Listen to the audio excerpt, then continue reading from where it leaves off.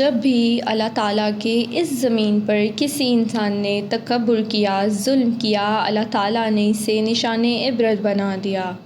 تو ویسے ہی حضرت موسیٰ علیہ السلام کے زمانے میں مصر کا بادشاہ جس کا نام فرعون تھا، وہ انسانوں پر ظلم کرتا تھا، اور جو لوگ غریب تھے ان کا حق کھاتا تھا، ان سے سخت مزدوری لیتا اور کم اجرت دیتا تھا، اور جو انسان اس کا غلام نہیں بنتا اسے قتل کر دیتا تھا۔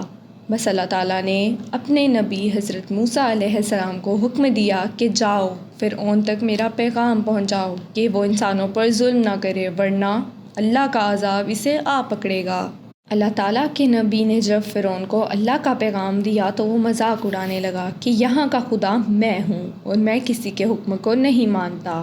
تو بس اللہ تعالیٰ نے اپنی نشانیوں کو موسیٰ علیہ السلام کے ذریعے دکھایا، اور پورا مصر موسیٰ علیہ السلام کے معجزے دیکھ کر حیران ہو گیا۔ تو کچھ لوگ ایمان لے آئے اور کچھ فرعون سے سوال کرنے لگے۔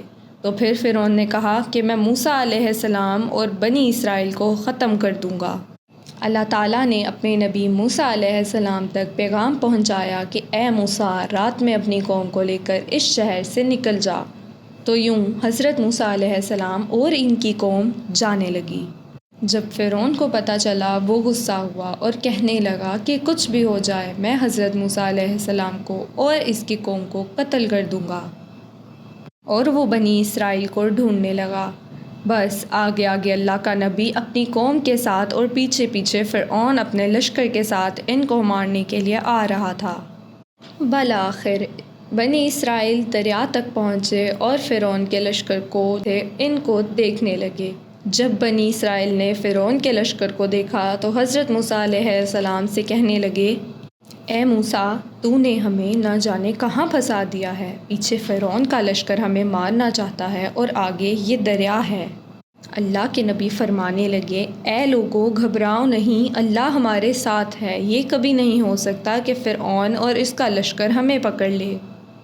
بنی اسرائیل کے لوگ کہنے لگے، اب ہم آگے کیسے جائیں گے؟ تو اللہ کی طرف سے حضرت موسیٰ علیہ السلام کو حکم آیا کہ اپنی لاٹھی دریا میں مارو۔ تو جیسے ہی حضرت موسیٰ علیہ السلام نے لاٹھی ماری تو دریا کا پانی تھوڑا اس طرف اور تھوڑا اس طرف اور درمیان میں رستہ بن گیا۔